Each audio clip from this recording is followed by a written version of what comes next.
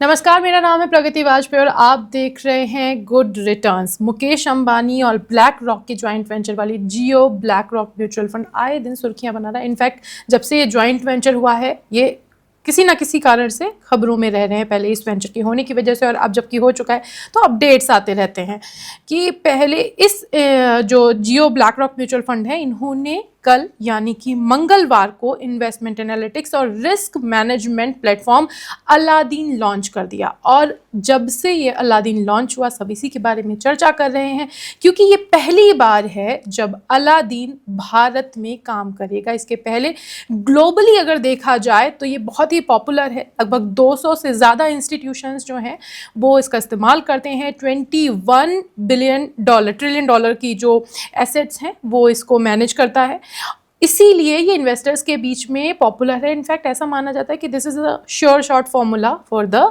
Returns और the good returns. अब जबकि ये इंडिया में आया है तो म्यूचुअल फंड इंडस्ट्री में काफ़ी हलचल हो रही है। सभी इसी के बारे में बात करें तो हमें भी लगा कि हमारे दर्शकों को भी जानना चाहिए कि आखिर क्या है ये अलादीन।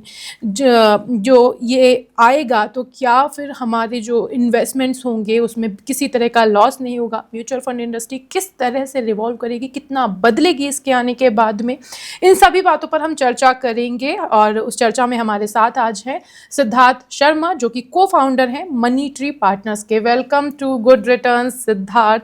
जैसा कि आप प्रॉमिस करते हैं, हम भी अब गुड रिटर्न है। Thank you so much Pragati, thanks a lot.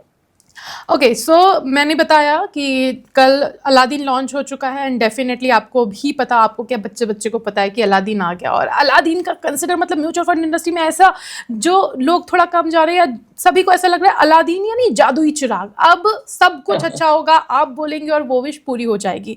सो क्या मैं जो बात कर रही हूँ कि सभी इसके बारे में बात करें कि भारत में पहली बार आ रहा है, इतना बड़ा है, इतना रेस्ट एश्योर रहने वाली चीज़ है कि क्रांति आ जाने वाली है, ये सिर्फ माहौल बनाने की बात है या actually it's a big deal?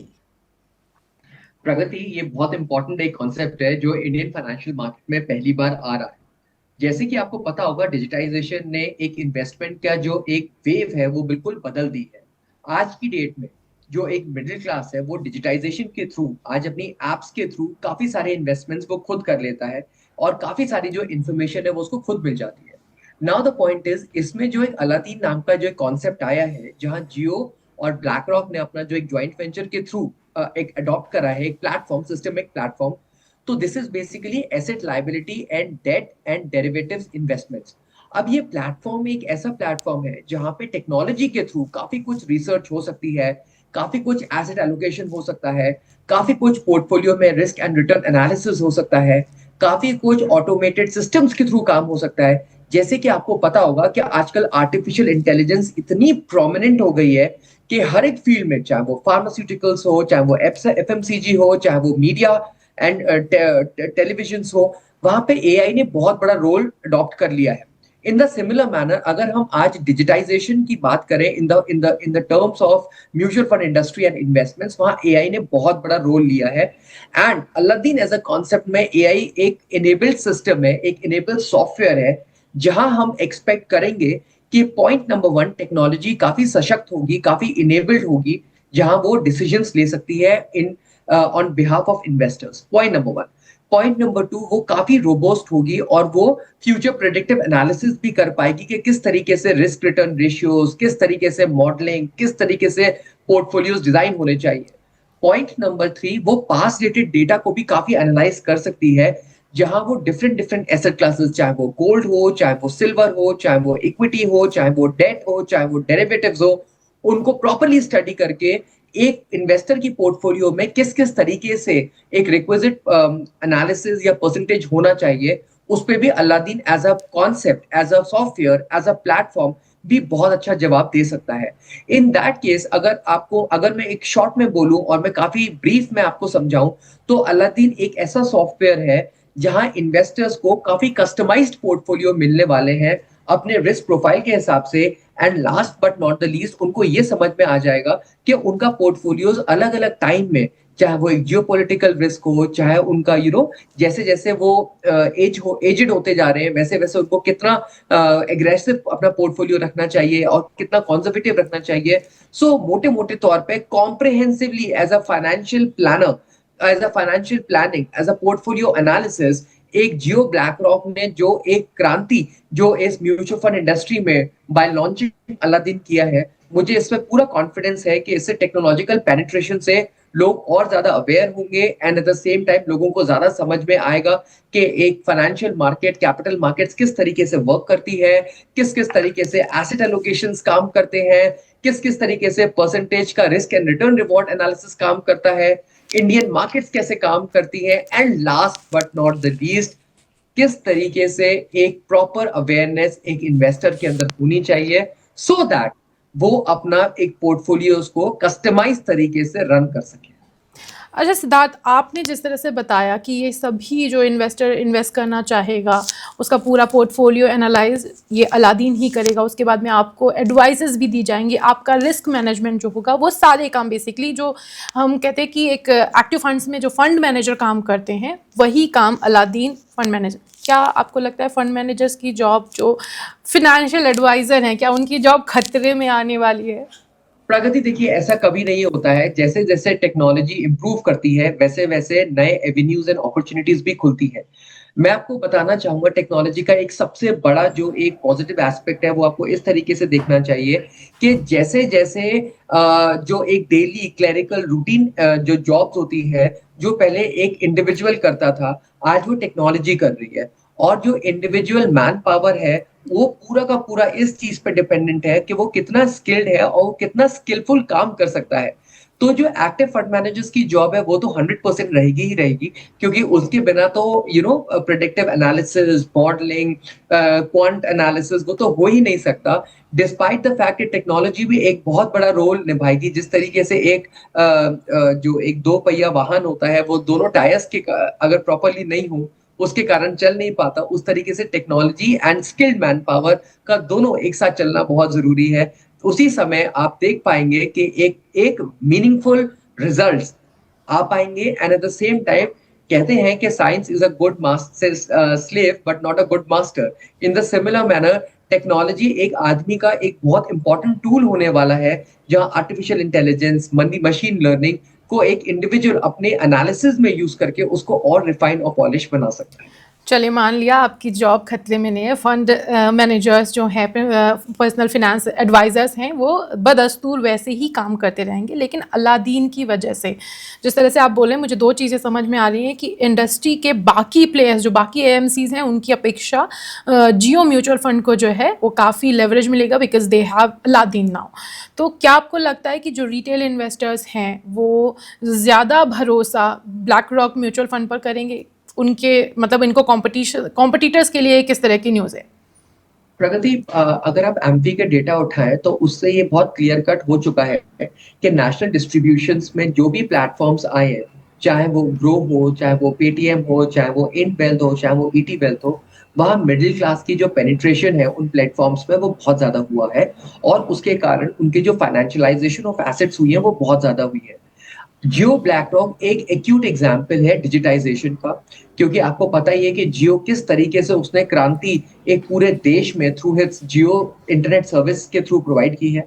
और ब्लैक रॉक वर्ल्ड की one of the best research firms के अंदर आती है। तो जहाँ टेक्नोलॉजी और स्किल दोनों एक साथ जुड़ जाती है तो इट्स अ 1+1 कॉम्बो का pack. So I mean Pragati, the idea is very simple. जहाँ टेक्नोलॉजिकल पेनिट्रेशन एंड स्किल, दोनों स्किल से मेरा मतलब है नॉलेज, दोनों एक साथ काम करती है। मुझे लगता है कि मिडिल क्लास, स्पेशली जो इंडिया, जहाँ जो इंडिया को ड्राइव करती है, ये एक सेक्शन, वो इस प्लेटफॉर्म को बहुत बेहतरीन तरीके से समझ पाएंगे, अडॉप्ट कर पाएंगे, यूज कर पाएंगे, अपने रोज के डेली रूटीन का एक पार्ट बना पाएंगे and at the same time वो एक मीनिंगफुल रिजल्ट्स भी डे टू डे बेसिस पर अपना पोर्टफोलियो में पा पाएंगे। तो ओके। अगर प्रगति इन सारी चीज, अगर कस्टमाइज्ड एक मिडिल मैन के लिए उसको एक टेलर मेड सोल्यूशन मिल जाए, मुझे नहीं लगता इससे बड़ी क्रांति इस देश में कुछ और हो सकती है। अच्छा, तो एक और चीज़ थी, बहुत सारी जो हेडलाइंस थी मैं ऐसी भी देख रही थी कि अब रिस्क फ्री होगा इन्वेस्टमेंट। कितना एश्योर्ड होगा ये? क्या मतलब अब लॉस होंगे ही नहीं बिकॉज़ अलादीन आ गया है? प्रगति ये एक गलत धारणा है। ये again it is an overselling of a product. Risk free analysis तो कहना इसलिए गलत है because market itself is completely filled with risk. अगर आप देखें चाहे वो जियोपॉलिटिकल रिस्क हो जैसे आज ईरान और इज़राइल में हो रहा है या थोड़े दिन पहले जो एक इंडो पार्क में जो प्रॉब्लम हुई थी या यूक्रेन रशिया में हुआ या ट्रेड टैरिफ्स के कारण हुआ, तो मार्केट्स के साथ तो रिस्क हर बार एक एसोसिएटेड है। But the only thing is ये डिजिटाइज्ड प्लेटफॉर्म्स जो आर्टिफिशियल इंटेलिजेंस का बहुत बेहतरीन तरीके से इस्तेमाल करते हैं, इनका फायदा ये होता है कि वो रिस्क और रिवॉर्ड रेशियोज को बहुत प्रॉपर्ली बाइफरकेट कर देते हैं in different with in different asset classes. चाहे वो गोल्ड हो जैसे मैंने आपको बताया, चाहे वो कमोडिटीज हो, चाहे वो इक्विटीज हो, डेरिवेटिव्स हो, तो उससे ये होता है कि आपके रिस्क की जो रिस्क लेने की क्षमता होती है या आपके जो पोर्टफोलियो के अंदर एसोसिएटेड रिस्क होता है वो थोड़ा कम हो जाता है। और उस एसोसिएटेड रिस्क से बेस्ट पार्ट ये होता है कि इन्वेस्टर का जो एक कॉन्फिडेंस होता है, एक मनोबल होता है और एक डिसीजन लेने की जो एक क्षमता होती है, एक कैपेबिलिटी होती है, वो बढ़ जाती है। बिकॉज जहां जहां टेक्नोलॉजी इन्वॉल्व होता है वहां डिस्क्रिशन थोड़ा कम हो जाता है, ह्यूमन इन्वॉल्वमेंट कम हो जाता है, customise and tailor made approach ज्यादा आ जाती है। आज आप देखें आपके पास चैट जीपीटी के थ्रू सारे सवालों के जवाब मिल जाते हैं और बहुत ही स्पेसिफिक, कंसाइज और प्रिसाइज जवाब होते हैं। इन द सिमिलर मैनर आप ये म्यूचुअल फंड का चैट जीपीटी समझ सकते हैं, जहां पे आपको जो आंसर्स मिलेंगे वो आपके हिसाब से जो आप ढूंढ रहे हैं जिस सोल्यूशन वो मिलेगा, बहुत जनरलाइज नहीं होगा। And at the same time आप देख पाएंगे कि आज की डेट में चाहे वो वेल्थ मैनेजर्स हो, इन्वेस्टमेंट मैनेजर्स हो, पोर्टफोलियो मैनेजर्स हो, फंड मैनेजर्स, उनका जॉब एक हायर लेवल पे चला जाएगा जहां research, analysis, generation of returns, associated risk associated to their funds, इन सारी चीजों पे जो उनका जो एक वेटेज है वो बहुत ज्यादा हो जाएगा। और वो एक सही मायने में एक टेक्नोलॉजिकल जो कहते हैं ना पेनिट्रेशन का जो एक फायदा है, वहां एक मिडिल क्लास को भी मिल पाएगा और फंड मैनेजर लेवल को भी वो बहुत अच्छी तरीके से मिल पाएगा।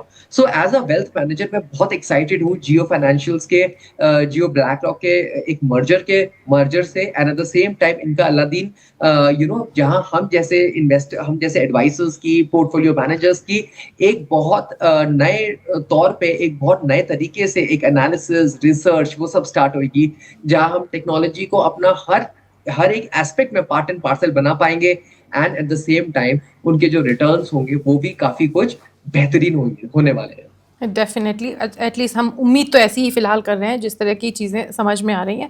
अच्छा, ये जो जियो और ब्लैक रॉक है, इन्होंने सेबी के पास में 3 स्कीम्स के लिए अप्लाई किया है म्यूचुअल फंड की, और वो स्कीम्स जो हैं वो डेट फंड से रिलेटेड है। इसके पीछे कोई स्पेसिफिक रीज़न नज़र आता है कि why they have chosen this debt fund not index, जिसके लिए ब्लैक रॉक ज़्यादा जाना जाता है? प्रगति देखिए, लॉन्च जब आप करते हैं जनरली आप इंडेक्स फंड से करते हैं, but in that case debt fund से इन्होंने स्टार्ट किया है। तो मतलब इनके पीछे का जो आइडियोलॉजी है, थॉट प्रोसेस, वो अभी तक कहीं पब्लिक डोमेन में नहीं आया है। But the idea is very simple. Debt funds थोड़े सिंप्लीफाइड फॉर्म में मेंटेन करना होता है, मैनेज करना होता है, because of the very simple reason, क्योंकि मेजॉरिटी ऑफ द पैसा जो कॉर्पोरेट्स का जो आता है वो डेट फंड्स के अंदर आता है या ओवरनाइट मनी के अंदर आता है। So that is the reason, maybe उसके कारण उन्होंने डेट से स्टार्ट किया हो, एंड इवेंचुअली ऐसा तो हो ही नहीं सकता कि वो इक्विटी फंड्स के अंदर एंटर ना करें। नहीं, डेफिनेटली वो टाइम के साथ में, जहाँ तक मुझे समझ में आ रहा है कि this is testing the water, कि वो कैपेसिटी चेक करना चाह रहे हैं। जियो का भी एक बड़ा डिजिटल नेटवर्क है, इन सभी चीज़ों का फ़ायदा देखने के लिए कि कितने लोग उनके पास आएंगे, क्या सीन बनेगा, उसकी वजह से ये डेट फंड चूज़ किया है।